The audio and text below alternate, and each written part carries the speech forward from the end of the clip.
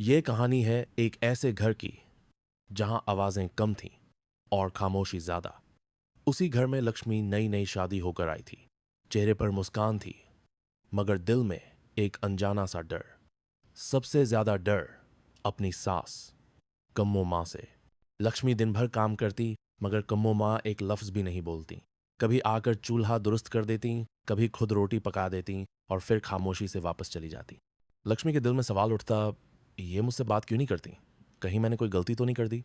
एक दिन पड़ोसन के लफ्जों ने इस डर को और गहरा कर दिया। उसने कहा, जो औरत बोलती नहीं वो दिल में बहुत कुछ छुपाए रखती है। ये बात लक्ष्मी के दिल में उतर गई। रात के खाने पर खामोशी और भारी हो गई।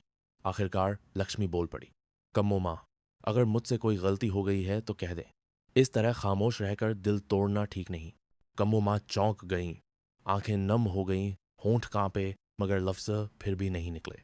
उसी रात लक्ष्मी को एक पुराना संदूक मिला। उसमें एक कॉपी थी, बी अम्मा की तहरीर।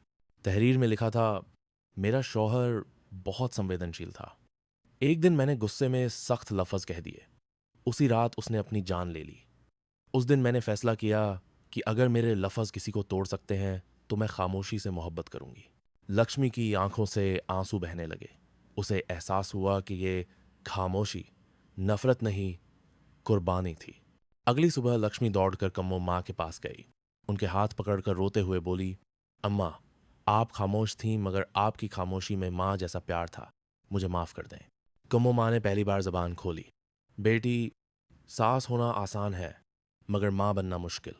मैंने लफ्ज छोड़ दिए थे, मोहब्बत नहीं। और उस लम्हे खामोशी टूट गई। रिश्ता बोल उठा,